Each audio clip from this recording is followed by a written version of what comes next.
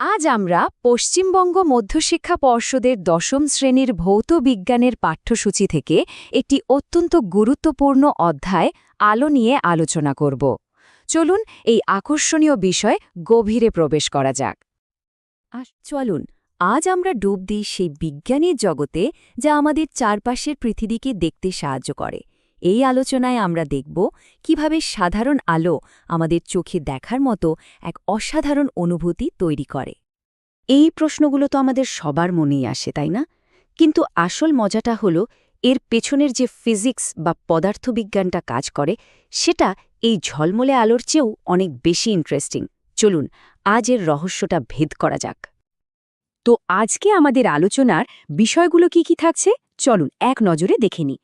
প্রথমে আমরা জানব দৃষ্টির মূল বিষয়টা নিয়ে, তারপর আলোর প্রতিফলন আর প্রতিসরণ, আলোর এক অদ্ভুত খেলা, আর সবশেষে আমাদের মাথার ভেতরে থাকা ক্যামেরাটা মানে চোখ কিভাবে কাজ করে সেটা দেখব।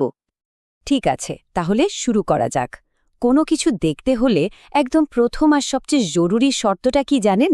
শর্তটা হলো সেই জিনিসটা থেকে আলো এসে আমাদের চোখে পড়তে হবে। আলো ছাড়া কিন্তু আমরা কিছুই দেখতে পাই না।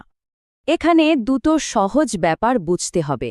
কিছু বস্তু আছে যেমন সূর্য বা বাতি, যারা নিজেরাই আলো তৈরি করে, এদেরকে বলে স্বপ্রভ বস্তু। আর অন্যদিকে আছে চাঁদ, টেবিল, বই, এই সব জিনিস যাদের নিজস্ব কোনো আলো নেই। এরা অন্য কোনো উৎস থেকে আসা আলোকে শুধু প্রতিফলিত করে, আর সেই প্রতিফলিত আলোটা যখন আমাদের চোখে এসে পড়ে তখনই আমরা তাদের দেখতে পাই। তো এখন আমরা চলে এসেছি আমাদের প্রথম মূল বিষয়টাতে। আলো কিভাবে বাউন্স করে বা ফিরে আসে, এই ব্যাপারটা বুঝতে পারলেই কিন্তু আমরা আমাদের সেই শুরুর রহস্য সমাধানের দিকে এক ধাপ এগিয়ে যাব। প্রতিফলন শব্দটা শুনতে ভারী হলেও ব্যাপারটা খুব সহজ। আলো যখন কোনো সারফেসে বা পৃষ্ঠে ধাক্কা খেয়ে আমার আগের জায়গাতেই ফিরে আসে তাকেই প্রতিফলন বলে। ঠিক যেমন একটা বল দেয়ালে ছুড়লে সেটা আমাদের কাছেই ফিরে আসে, তাই না? আর মজার ব্যাপার হলো এই ফিরে আসার সময় আলো কিন্তু দুটো খুব সাধারণ নিয়ম মেনে চলে। ১ নম্বর, আলো যে অ্যাঙ্গেলে এসে কোনো পৃষ্ঠে ধাক্কা মারে ঠিক সেই একই অ্যাঙ্গেলে ফিরে যায়। আর ২ নম্বর, আপতিত রশ্মি আর প্রতিফলিত রশ্মি সব সময় একই সমতলে থাকে। এই দুটো নিয়ম কিন্তু একদম অলঙ্ঘনীয়। তাহলে একটা প্রশ্ন আসতেই পারে, আমরা আয়নায় নিজেদের মুখ দেখতে পাই, কিন্তু একটা দেয়াল বা বইয়ের পাতায় কেন পাই না? কারণটা হলো পৃষ্ঠের প্রকৃতি। আয়নার পৃষ্ঠ একদম মসৃণ, তাই আলোর রশ্মিগুলো নিয়ম মেনে সমান্তরালভাবে ফিরে এসে একটা স্পষ্ট ছবি তৈরি করে। কিন্তু দেয়াল বা কাগজের পৃষ্ঠ আপাতদৃষ্টিতে মসৃণ মনে হলেও আসলে অমসৃণ। তাই আলো রশ্মিগুলো এক একটা এক এক দিকে ছড়িয়ে পড়ে, আর এই ছড়িয়ে পড়ার কারণে আমরা কোনো প্রতিবিম্ব দেখি না, বরং বস্তুটাকে সরাসরি দেখি। আলো ধাক্কা খেলে কি হয় তা তো আমরা দেখলাম, কিন্তু কি হবে যদি আলো কোনো কিছুর ভেতর দিয়ে চলে যায়? চলুন এবার আমরা সেটাই দেখব। ভাবুন তো, আপনি একটা গাড়ি নিয়ে সোজা রাস্তায় যাচ্ছেন, হঠাৎ কাদামাটির একটা জায়গায় চলে এলেন। কি হবে? গাড়ির স্পিড কমে যাবে আর গাড়িটা একটু বেঁকে যাবে, তাই না? আলোর ক্ষেত্রেও ঠিক একই ঘটনা ঘটে। আলো যখন বাতাস থেকে জলের মতো ঘন কোনো মাধ্যমে প্রবেশ করে তখন তার গতি কমে যায় এবং সে তার পথ থেকে কিছুটা বেঁকে যায়। এই বেঁকে যাওয়ার ঘটনাটিই হল প্রতিসরণ। আচ্ছা, আমরা এতক্ষণ ধরে প্রতিফলন আর প্রতিসরণ নিয়ে কথা বললাম। এখন সময় হয়েছে এই দুটোকে এক করে আমাদের সেই প্রথম রহস্যটার সমাধান করার, যে হীরা কেন চকচক করে। ব্যাপারটা একটু মন দিয়ে বুঝতে হবে। ধরুন আলো একটা ঘন জায়গা থেকে, যেমন কাঁচ থেকে একটা হালকা জায়গায় মানে বাতাসে বের হতে চাইছে। আপতন কোণের মান বাড়াতে থাকলে একটা সময় এমন একটা কোণ আসে যখন আলোক রশ্মিটার বাতাসে প্রবেশ না করে কাঁচ আর বাতাসের বিভেদতল ঘেঁষে বেরিয়ে যায়। এই বিশেষ কোণটাকেই বলা হয় সংকট কোণ বা ক্রিটিক্যাল অ্যাঙ্গেল। এটা হলো একটা টার্নিং পয়েন্ট। তাহলে কি হয় যখন আলো সংকট কোণের চেয়েও বেশি কোণে এসে পড়ে? তখন একটা অবাক করা কাণ্ড ঘটে। আলোটা আর দ্বিতীয় মাধ্যমে যেতেই পারে না, বরং সম্পূর্ণরূপে প্রথম মাধ্যমেই প্রতিফলিত হয়ে ফিরে আসে। তখন কাঁচ বা জলের ভেতরের পৃষ্ঠটা একটা নিখুঁত আয়নার মতো কাজ করে। আর ঠিক এই কারণেই হিয়া এত চকচক করে। হীরার ভেতরে আলো একবার ঢুকলে এই অভ্যন্তরীণ পূর্ণ প্রতিফলনের ফাঁদে পড়ে যায় এবং বারবার ধাক্কা খেতে খেতে যখন বিভিন্ন কোণ থেকে বেরিয়ে আসে তখন অসাধারণ ঝলকানি তৈরি হয়। ঠিক একই কারণে কাচের ফাটল রূপালি দেখায়। ফাটলের ভেতরে বাতাস থাকে, তাই আলো কাঁচ থেকে বাতাসে আসার সময় পূর্ণ প্রতিফলিত হয়ে আমাদের চোখে পড়ে। আলোর এই সব কারসাজি তো বাইরের দুনিয়ায় ঘটছে, কিন্তু এই সব কিছুকে দেখার জন্য আমাদের মাথার ভেতরে যে একটা অসাধারণ ক্যামেরা বসানো আছে সেটার কথা তো এখনো বলাই হয়নি। হ্যাঁ, আমি আমাদের চোখের কথাই বলছি। আমাদের চোখ কিন্তু দারুণ একটা সিস্টেম। আলো প্রথমে কর্নিয়া দিয়ে ঢোকে, তারপর পিউপেল হয়ে সোজা গিয়ে পড়ে লেন্সের ওপর। লেন্সটা আলোকে ফোকাস করে চোখের পেছনের একটা পর্দা, যার নাম রেটিনা, সেটার ওপর একটা উল্টো ছবি তৈরি করে। এখন এই রেটিনার মধ্যেই আছে আসল জাদু। এখানে দুই ধরনের সেন্সর সেল বা কোষ থাকে, রড আর কোন। রড কোষগুলো হলো আমাদের নাইট ভিশন ক্যামেরার মতো, যা খুব কম আলোতেও দেখতে সাহায্য করে। আর কোন কোষগুলো আমাদের উজ্জ্বল আলোতে বিভিন্ন রং চিনতে আর বিস্তারিত দেখতে সাহায্য করে। আচ্ছা, স্ক্রিনে একটা সংখ্যা দেখা যাচ্ছে 1/16, সেকেন্ডের 16 ভাগের 1 ভাগ। এই সামান্য সময়টা আমাদের দেখার জন্য এত গুরুত্বপূর্ণ কেন বলুন তো? কারণ হলো আমাদের চোখে কোনো কিছুর ছবি পড়লে সেই ছবিটা মিলিয়ে যাওয়ার পরেও প্রায় 1 সেকেন্ডের 16 ভাগ সময় পর্যন্ত তার একটা রেশ থেকে যায়। আর সিনেমার জাদুকররা ঠিক এই ব্যাপারটাই কাজে লাগান। তারা প্রতি সেকেন্ডে 24টা স্থির ছবি এত দ্রুত দেখান যে আমাদের মস্তিষ্ক ছবিগুলোর মাঝের ফাঁকটা ধরতেই পারে না। ফলে ছবিগুলোকে একটা মসৃণ চলমান ভিডিও মনে হয়। তাহলে শেষ প্রশ্নটা এটাই, যদি সিনেমা আমাদের চোখের একটা সীমাবদ্ধতার উপর ভিত্তি করে তৈরি হওয়া একটা বিভ্রম হয়, তাহলে আমরা প্রতিদিন যা দেখছি সেটাও কি পুরোপুরি বাস্তব, নাকি আমাদের মস্তিষ্ক আর চোখের তৈরি করা একটা দারুণ গল্প? ব্যাপারটা কিন্তু ভাবার মতো, তাই না? এমন একটা প্রশ্ন দিয়ে শুরু করা যাক যেটা আলোর আচরণের একেবারে মূল বিষয়টাকে ছুঁয়ে যায়। মানে, আলো যখন কোনো তলের ওপর এসে পড়ে তখন ঠিক কী ঘটে? আমরা একটা নির্দিষ্ট পথ ধরেই এগোব। প্রথমে দেখব দর্পণের দুনিয়া, মানে আলো কিভাবে প্রতিফলিত হয়। তারপর জানব আলো বেঁকে যাওয়ার জাদুটা। এরপর দেখব লেন্সের মধ্যে দিয়ে আমরা এই নীতিগুলো কিভাবে কাজে লাগাই। আর সবশেষে এই ঘটনাগুলো কিভাবে আমাদের চারপাশের এত সুন্দর রং তৈরি করে।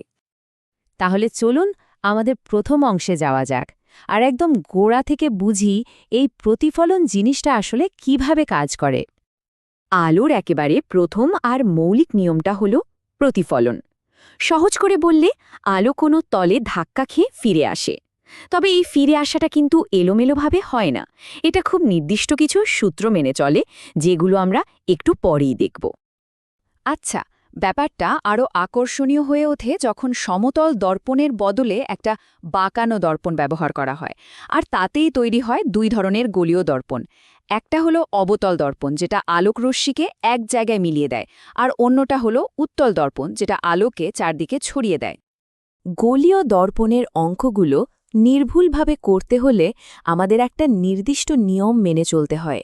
একে বলা হয় চিহ্ন প্রথা বা সাইন কনভেনশন। মানে, কোন দূরত্বটা প্লাস হবে আর কোনটা মাইনাস সেটা ঠিক করে নেওয়া। এই নিয়মগুলো আমাদের গণনাকে অনেক সহজ করে দেয়। আর এই সব নিয়মকে একসাথে বেঁধে রাখার জন্য একটা দারুণ শক্তিশালী সমীকরণ আছে। এটাই হলো দর্পণের সূত্র। এখানে দর্পণের ফোকাস দূরত্ব মানে এফ, প্রতিবিম্বের দূরত্ব মানে ভি, আর বস্তুর দূরত্ব মানে ইউকে একটা সূত্রে আনা হয়েছে।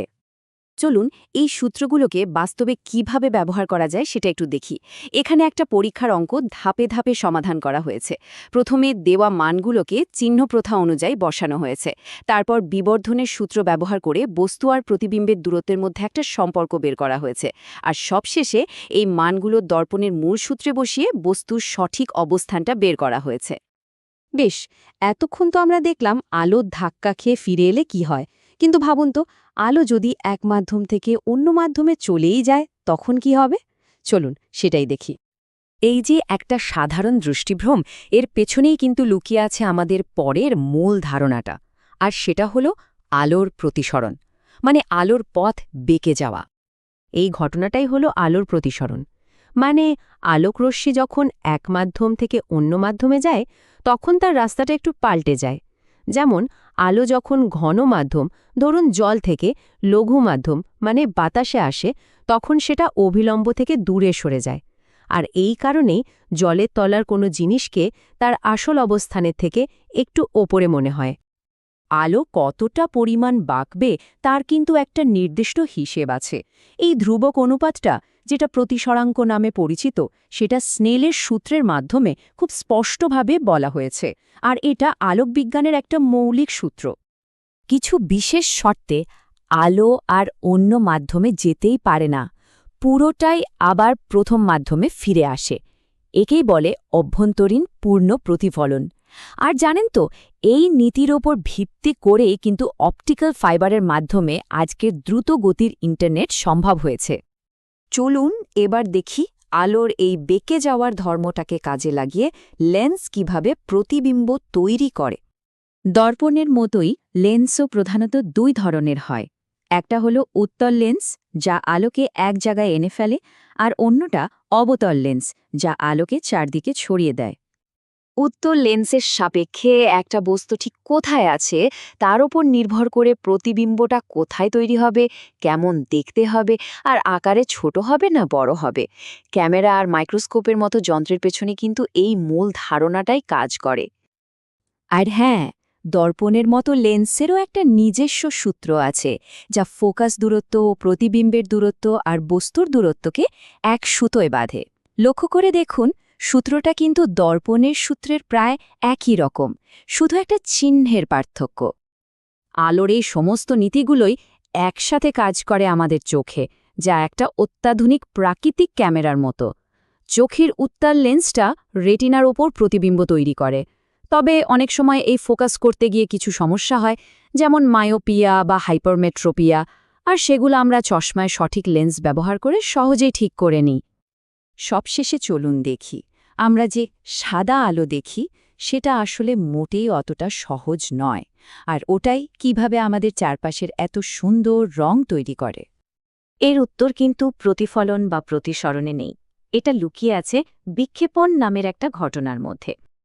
খুব সহজ করে বললে, যখন সূর্যের আলো আমাদের বায়ুমণ্ডলে ঢুকে তখন বাতাসে ভেসে থাকা ধুলোকণা আর গ্যাসের অণুগুলো সেই আলোকে ধরে ফেলে আর তারপর চারিদিকে ছড়িয়ে দেয়।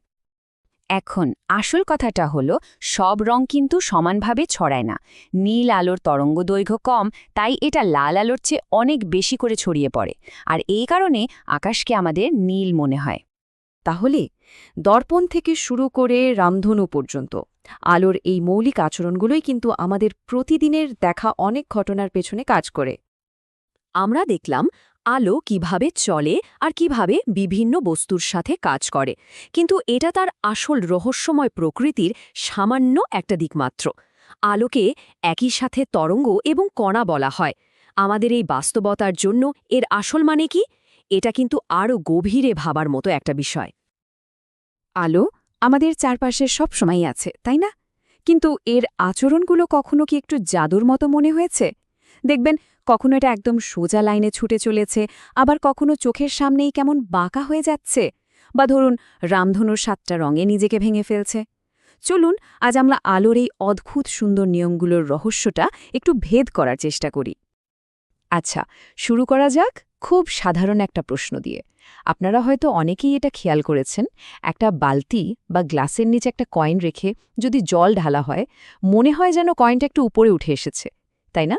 এই যে ছোট্ট একটা ঘটনা, এর পেছনেই কিন্তু আলোর একটা অসাধারণ নিয়ম লুকিয়ে আছে। আজকের আলোচনায় আমরা ঠিক এই রহস্যটারই সমাধান করব। তো আলোর প্রথম আর সবচেয়ে পরিচিত নিয়মটা হলো প্রতিফলন। একদম সহজ কথায় বললে, কোনো একটা সারফেসে ধাক্কা খেয়ে ফিরে আসা, ঠিক যেমন একটা বল দেওয়ালে ছুড়লে ফিরে আসে। আমরা যখন আয়নায় নিজেদের দেখি বা ধরুন শান্ত পুকুরের জলে গাছের ছায়া দেখি, এই সব কিছুই আসলে আলোর এই বাউন্স ব্যাক করার খেলা। আর মজার ব্যাপার কি জানেন, এই প্রতিফলনই কিন্তু আমাদের চারপাশের ওই সব জিনিস দেখতে সাহায্য করে যাদের নিজস্ব কোনো আলো নেই। এই যেমন ধরুন বই, টেবিল, এমনকি রাতের আকাশে যে চাঁদ আমরা দেখি, এরা সবাই তো সূর্যের আলোটাকেই জাস্ট প্রতিফলিত করে, আর সে আলোটা আমাদের চোখে এসে পড়লেই আমরা ওদের দেখতে পাই। তবে এই প্রতিফলন কিন্তু কোনো এলোমেলো ব্যাপার নয়। এটা খুব সহজ আর সুন্দর একটা নিয়ম মেনে চলে। আলো যে অ্যাঙ্গেলে এসে কোনো সারফেসে পড়ে, ঠিক সেই একই অ্যাঙ্গেলে প্রতিফলিত হয়ে ফিরে যায়। প্রকৃতির কি দারুণ একটা সিমেট্রি, ভাবা যায়? এই একটা নিয়মেই কিন্তু সমস্ত প্রতিফলনকে ব্যাখ্যা করা সম্ভব। কিন্তু কি হবে যদি প্রতিফলনের এই সারফেসটা আর সমান না থাকে? যদি আমরা ওটাকে একটু বাঁকিয়ে দিই, ঠিক তখনই আমরা পেয়ে যাই সমতল, অবতল আর উত্তল দর্পণ, যেমনটা এই টেবিলে দেখা যাচ্ছে। সমতল দর্পণ তো আমরা সবাই চিনি, যেটা একই সাইজের ছবি তৈরি করে। কিন্তু অবতল দর্পণ জিনিসটাকে বড় বা ছোট করে দেখাতে পারে, আর উত্তল দর্পণ সবসময় একটা বিশাল এলাকার ছোট একটা ছবি তুলে ধরে। আর এগুলোর ব্যবহার তো আমাদের চারপাশে ছড়িয়ে আছে। শেভ করার জন্য যে আয়না মুখটাকে বেশ বড় করে দেখায়, ওটা একটা অবতল দর্পণ। আবার গাড়ির সাইড মিরার, যেটা অনেকটা বড় এলাকাকে ছোট করে দেখায়, সেটা হলো একটা উত্তল দর্পণ। একবার ভাবুন তো, আলোর এই সহজ নিয়মটা আমাদের প্রতিদিনের জীবনকে কতটা সহজ করে দিয়েছে। বেশ, আমরা তো দেখলাম আলো ধাক্কা খেয়ে ফিরে আসে, কিন্তু আলো যখন ধাক্কা না খেয়ে এক মাধ্যম থেকে অন্য মাধ্যমে চলে যায়, যেমন ধরুন বাতাস থেকে জলের মধ্যে, তখনই ঘটে আলোর দ্বিতীয় নিয়মটা, প্রতিসরণ। আর এটাই হলো আমাদের সেই কয়েনের রহস্য সমাধানের আসল চাবিকাঠি। এর মানে হলো, আলো যখন বাতাস থেকে জলে বা কাচের মতো কোনো ঘন মাধ্যমে ঢোকে, তখন ওর গতিপথটা সামান্য বেঁকে যায়। ব্যাপারটা অনেকটা এরকম, ধরুন একটা গাড়ি খুব স্পিডে মসৃণ রাস্তা দিয়ে যাচ্ছে, হঠাৎ করে ওর চাকা কাদামাটিতে নেমে গেল। তখন গাড়িটার দিক যেমন একটু পাল্টে যায়, আলোর ক্ষেত্রেও ঠিক তাই হয়। আর এইখানেই আমাদের সেই রহস্যের সমাধান। যখন আমরা জলের নিচে রাখা কয়েনটা দেখি, তখন কয়েন থেকে আসা আলোকরশ্মি জল থেকে বাতাসে আসার সময় বেঁকে যায়। কিন্তু আমাদের মস্তিষ্ক তো সবকিছুকে সরল রেখায় দেখতে অভ্যস্ত, তাই ও ভুল করে ধরে নেয় যে আলোটা সোজা আসছে, আর কয়েনটাও সেখানেই আছে। আর এভাবেই আমরা একটা অপটিক্যাল ইলিউশনের শিকার হই। আলোর এই বেঁকে যাওয়াটা কিন্তু একদমই র্যান্ডম না। স্নেলের সূত্র ঠিক সেই নিখুঁত হিসেবটাই দেয়। এই সূত্রটাই বলে দেয় আলো ঠিক কতটা বাঁকবে, আর এটাই কিন্তু আমাদের চশমার লেন্স থেকে শুরু করে বড় বড় টেলিস্কোপ বানানোর মূল ভিত্তি। এই সংখ্যাটা কি? 1.33। এটা হলো জলের প্রতিসরাঙ্ক। এর সহজ মানে হলো, শূন্য স্থানের তুলনায় জলে আলোর গতি 1.33 গুণ কমে যায়। যে মাধ্যমের প্রতিসরাঙ্ক যত বেশি, সেই মাধ্যমে আলো তত বেশি বাধা পায়, আর তাই তত বেশি বেঁকেও যায়। তাহলে দর্পণ কাজ করে প্রতিফলন দিয়ে, আর লেন্স কাজ করে প্রতিসরণ দিয়ে। ওদের ফর্মুলাগুলো দেখুন, প্রায় একই রকম, শুধু একটা প্লাস আর একটা মাইনাস চিহ্নের পার্থক্য। ভাবা যায়, প্রকৃতির দুটো আলাদা নিয়মকে অঙ্ক শুধু একটা চিহ্ন দিয়ে কি সুন্দরভাবে আলাদা করে দিয়েছে। জানেন, প্রতিসরণের একটা দারুণ পর্যায় আছে, এমন একটা অবস্থা যেখানে আলোকরশ্মি দ্বিতীয় মাধ্যমে ঢুকতেই পারে না, বরং সম্পূর্ণভাবে প্রথম মাধ্যমে একটা পারফেক্ট আয়নার মতো প্রতিফলিত হয়ে ফিরে আসে। এই ঘটনাটাকেই বলা হয় অভ্যন্তরীণ পূর্ণ প্রতিফলন, মানে আলোকে আক্ষরিক অর্থেই আটকে ফেলা। এটা হওয়ার জন্য দুটো শর্ত মানতে হয়। এক, আলোকে অবশ্যই ঘন মাধ্যম থেকে লঘু মাধ্যমে যেতে হবে, যেমন জল থেকে বাতাসে। আর দুই, আপতন কোণকে সংকট কোণ নামে একটা নির্দিষ্ট অ্যাঙ্গেলের থেকে বেশি হতে হবে। এই দুটো শর্ত যখনই মিলে যায়, তখনই দুই মাধ্যমের বর্ডারটা একটা নিখুঁত আয়নার মতো কাজ করে। আর এই নীতিটা কিন্তু কোনো সাধারণ ঘটনা নয়। আজকের দিনে যে হাই স্পিড ইন্টারনেট আমাদের গোটা বিশ্বকে এক করে রেখেছে, তার মূলে আছে কিন্তু এই অভ্যন্তরীণ পূর্ণ প্রতিফলন। ফাইবার অপটিক কেবলের মধ্যে দিয়ে আলোকে ঠিক এইভাবেই আটকে ফেলে হাজার হাজার কিলোমিটার দূরের ডেটা পাঠানো হয়। আমাদের পুরো ডিজিটাল ওয়ার্ল্ডটায় আলোর এই আটকে থাকার গুণের ওপর দাঁড়িয়ে আছে। আচ্ছা, আলোর প্রতিফলন আর প্রতিসরণ তো দেখা হলো, কিন্তু আমরা যে সাদা আলোটা দেখি, সেটা কি আসলেই সাদা? প্রতিসরণের আরও একটা জাদু আছে, যা এই সাদা আলোর ভিতরে লুকিয়ে থাকা আসল রঙগুলোকে বের করে আনতে পারে। যখন সাদা আলো একটা প্রিজমের মধ্য দিয়ে যায়, তখন একটা দারুণ ঘটনা ঘটে। ওই আলোর ভেতরে থাকা প্রত্যেকটা রঙের আলো সামান্য আলাদা আলাদা কোণে বাঁকে। বেগুনি আলোটা সবচেয়ে বেশি বাঁকে আর লাল আলোটা সবচেয়ে কম, আর এর ফলেই সাদা আলোটা ভেঙে গিয়ে তার ভেতরে লুকিয়ে থাকা 7টা আসল রং বেরিয়ে আসে। আর এভাবে তৈরি হয় প্রকৃতির সবচেয়ে সুন্দর দৃশ্যগুলোর একটা, রামধনু। এই যে 7টা রঙের শাড়ি, যাকে আমরা বেনিয়া সহকালা নামে চিনি, সেগুলো আসলে সাদা আলোর মধ্যেই লুকিয়েছিল। আকাশে ভেসে থাকা কোটি কোটি জলের ফোঁটা যখন এক একটা ছোট্ট প্রিজমের মতো কাজ করে, তখনই সূর্যের আলোর বিচ্ছুরণে এই সুন্দর বর্ণালী তৈরি হয়। তাহলে আসল কথাটা হলো, প্রিজম কিন্তু কোনো জাদুকর নয় যে নতুন রং তৈরি করছে। ওটা আসলে একজন উন্মোচক, যে সাদা আলোর ভিতরে আগে থেকেই থাকা রংগুলোকে শুধু আলাদা করে আমাদের সামনে মেলে ধরে। তাহলে আজকের আলোচনা শেষ করার আগে একটা প্রশ্ন ভাবার জন্য থাকলো, যদি একটা প্রিজম আলোকে ভেঙে 7টা রঙে ভাগ করতে পারে, তাহলে একটা উল্টানো প্রিজম কে সেই ভাঙা রঙগুলোকে আবার জুড়ে দিয়ে সেই সাদা আলোটাই ফেরত দিতে পারবে? ভাবুন তো, আলোর জগতেই প্রতিসাম্যের চেয়ে সুন্দর হয়তো আর কিছুই নেই। আলো মাধ্যমিকের সম্ভবত সবচেয়ে ইন্টারেস্টিং আর গুরুত্বপূর্ণ অধ্যায়গুলোর একটা। আর এর মজাটা হলো, এটা শুধু বইয়ের পাতাতেই আটকে নেই, আমাদের চারপাশের পুরো দুনিয়াটাই তো এর খেলা। তো আজকের এই আলোচনাটায় আমরা ঠিক এটাই দেখব, কিভাবে আলোর এই রহস্যগুলো বুঝে নিয়ে রিসেন্ট পরীক্ষার কঠিন প্রশ্নগুলোকেও একদম সহজ করে ফেলা যায়। চলুন তাহলে শুরু করা যাক। তো চলুন শুরুতেই একটা আসল চ্যালেঞ্জ নেওয়া যাক। কি বলেন? এই যে প্রশ্নটা দেখছেন, এটা কিন্তু সোজা এবারের মাধ্যমিক পরীক্ষা থেকেই তুলে আনা। একটা সমবাহু প্রিজম, তার ন্যূনতম চ্যুতিকোণ বলা আছে 20 ডিগ্রি। জানতে চাওয়া হয়েছে আপতন কোণটা কত। প্রথম দেখা একটু কঠিন লাগতেই পারে, তাই না? কিন্তু বিশ্বাস করুন, আর কয়েকটা মিনিটের মধ্যে দেখবেন এই পুরো ব্যাপারটা একদম জলের মতো সোজা হয়ে গেছে। এই প্রশ্নটার উত্তর বের করতে আমরা একটা নির্দিষ্ট পথে এগোব, মানে স্টেপ বাই স্টেপ। প্রথমে আমরা বুঝব আলো কেন বেঁকে যায়, মানে প্রতিসরণের ব্যাপারটা। তারপর সেই আইডিয়াটা ব্যবহার করে প্রিজমের এই ধাঁধার সমাধান করব। এরপরে দেখব প্রিজমের মধ্যে দিয়ে গেলে আলো কিভাবে তার আসল রঙগুলো দেখায়, আর একদম শেষে পরীক্ষার জন্য কোন কোন জিনিসগুলো মাথায় রাখতেই হবে সেটাই একবার চোখ বুলিয়ে নেব। ওই যে প্রিজমের অঙ্কটা, ওটা সলভ করার আগে আমাদের মূল ভিত্তিটা একটু মজবুত করে নিতে হবে। মানে বুঝতে হবে আলো আসলে কি চায়। আলো যখন এক মাধ্যম থেকে অন্য মাধ্যমে যায়, তখন তার আচরণে কিছু পরিবর্তন আসে। এই বেসিক কনসেপ্টটা যদি পরিষ্কার থাকে, তাহলে অঙ্কটা এমনিতেই সহজ হয়ে যাবে। আলোর যত রকম ঘটনা আমরা দেখি, তার প্রায় সবকিছুর পেছনেই কিন্তু একটা মূল কারণ আছে, আর সেটা হলো প্রতিসরণ বা রিফ্র্যাকশন। খুব সহজ ভাষায় বললে আলোর পথ বেঁকে যাওয়া। যদি আমরা এটা বুঝে ফেলতে পারি যে আলো কেন আর ঠিক কিভাবে বাঁকে, তাহলেই কিন্তু আমাদের অর্ধেক কাজ শেষ। তো এখানেই আসছে সবচেয়ে জরুরি ধারণাটা, প্রতিসরাঙ্ক বা রিফ্র্যাক্টিভ ইন্ডেক্স। ভাবুন তো, আলো যেন একজন দৌড়বিদ। ফাঁকা জায়গায়, মানে শূন্যস্থানে, সে তার ম্যাক্সিমাম স্পিডে দৌড়ায়। কিন্তু যেই সে জল বা কাচের মতো কোনো ঘন জিনিসের মধ্যে ঢোকে, তখন তার স্পিড কমে যায়। প্রতিসরাঙ্ক হলো আসলে একটা স্কোয়ার, যেটা আমাদের বলে দেয় যে ওই মাধ্যমে আলোর স্পিড ঠিক কতটা কমলো।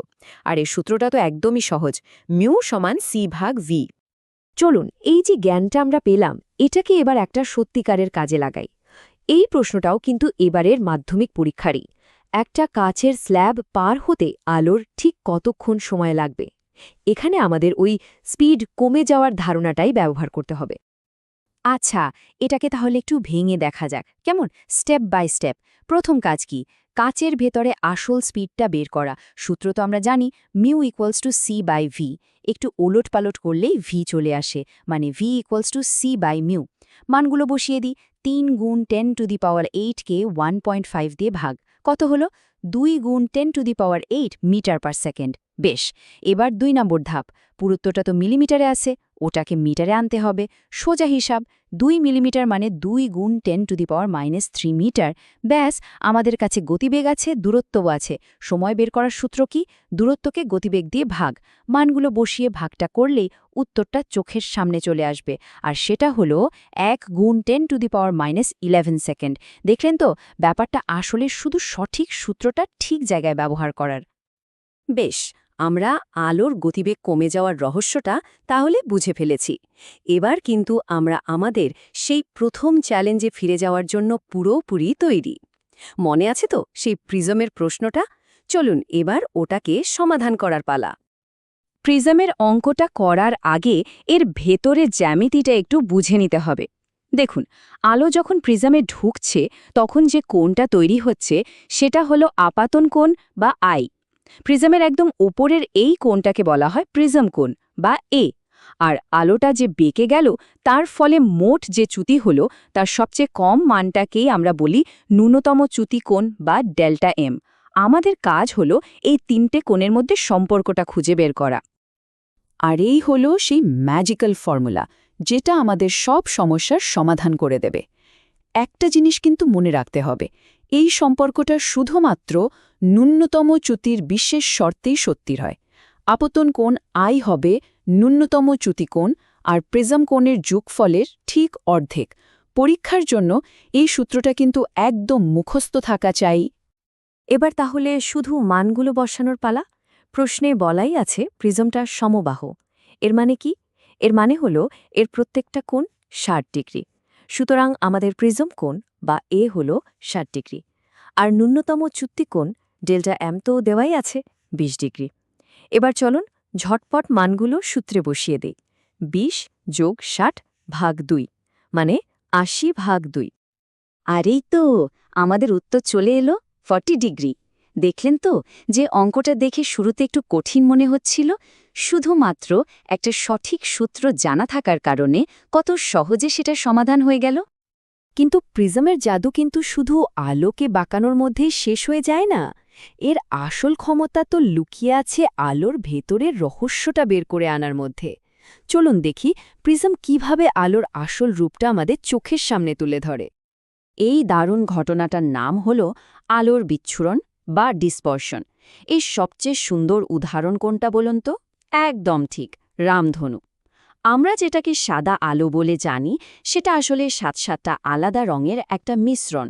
প্রিজম যখন এই সাদা আলোকে নিজের মধ্যে দিয়ে যেতে দেয় তখন সে ওই রঙগুলোকে আলাদা করে দেয়, ঠিক যেন একটা ব্যান্ড তৈরি হয়।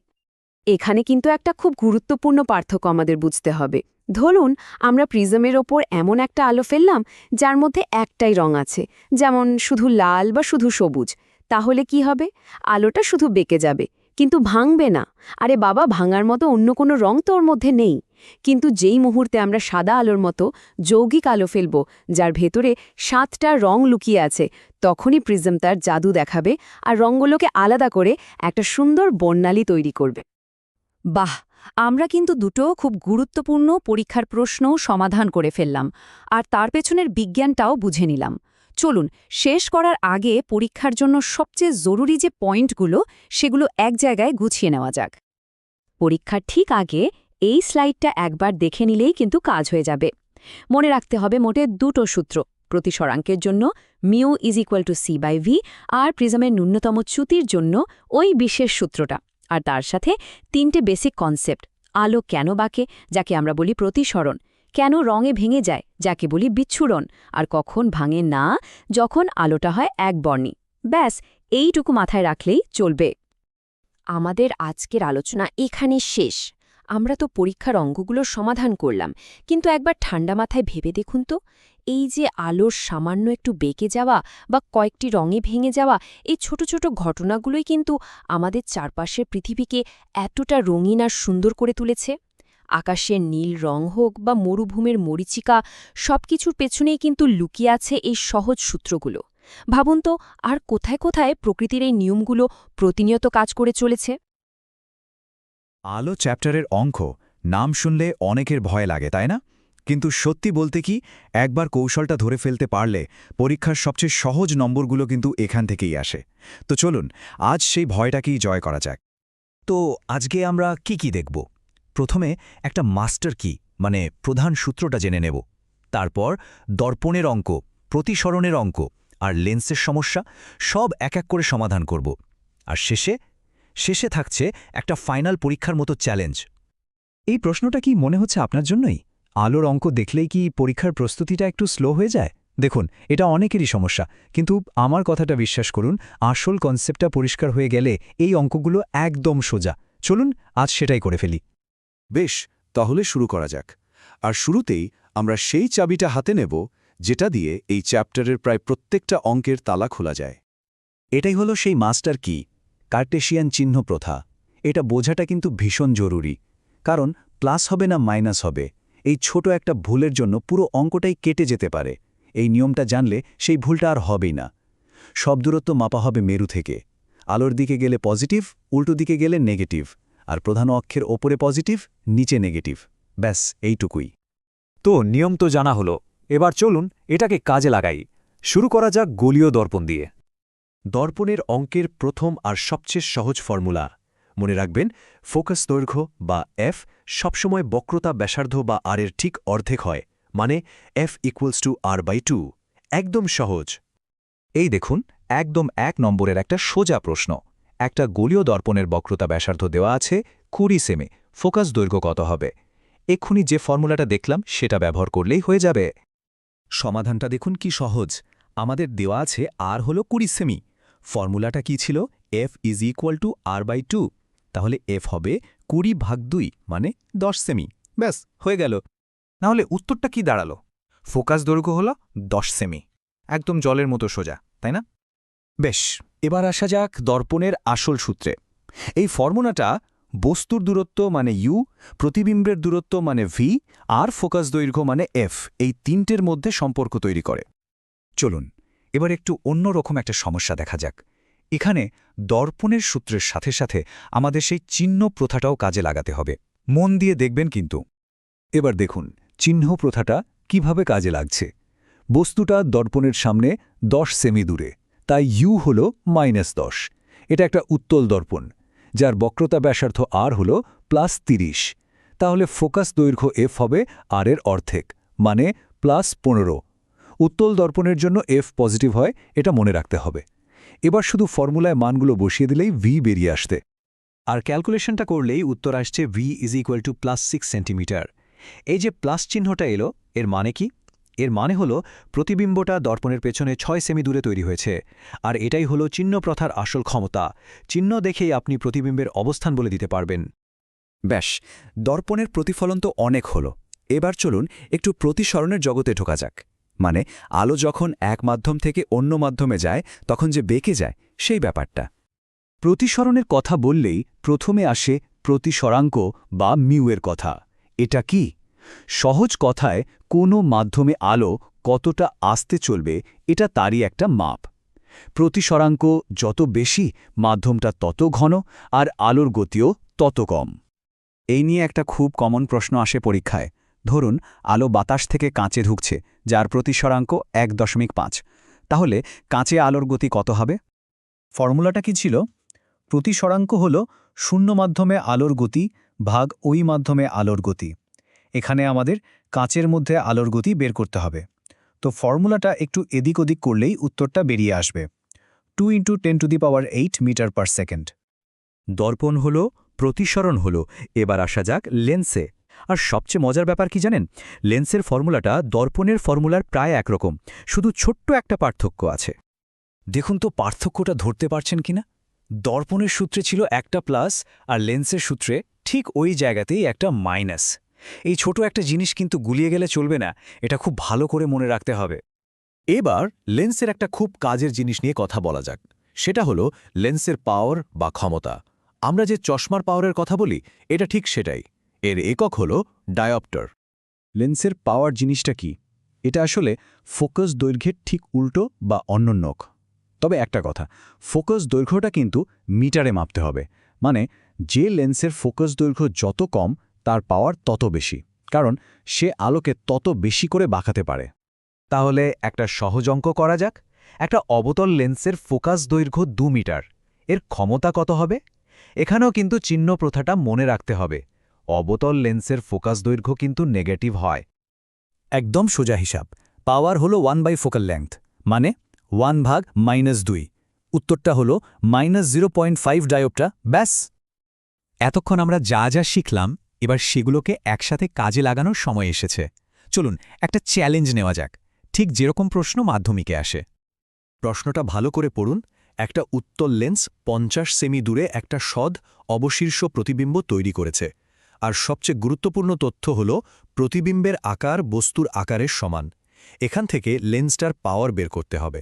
এই অঙ্কটাতে সরাসরি সব বলে দেওয়া নেই, আমাদের একটু বুদ্ধি খাটাতে হবে। এখানে আসল ক্লুটা হলো সমান আকারের প্রতিবিম্ব। এটা কখন হয়? যখন বস্তুটাকে ঠিক 2f দূরত্বে রাখা হয়, আর তখন প্রতিবিম্বটাও অন্যদিকে 2f দূরত্বেই তৈরি হয়। তার মানে প্রতিবিম্বের দূরত্ব v হল 50 সেমি।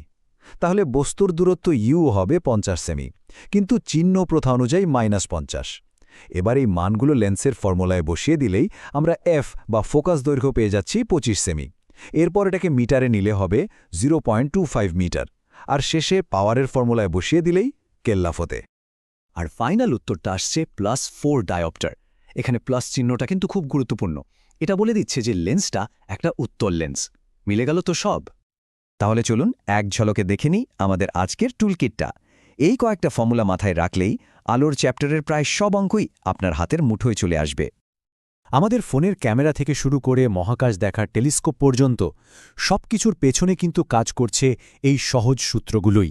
ভাবলে অবাক লাগে, তাই না? পরের বার যখন চশমাটা চোখে দেবেন বা ফোনের ক্যামেরা অন করবেন, একবারই ফিজিক্সের কথা ভাববেন। আচ্ছা, আমাদের চারপাশে এমন আর কি কি জিনিস আছে যেগুলো আলোর এই নিয়ম মেনে চলে? ভেবে দেখবেন তো।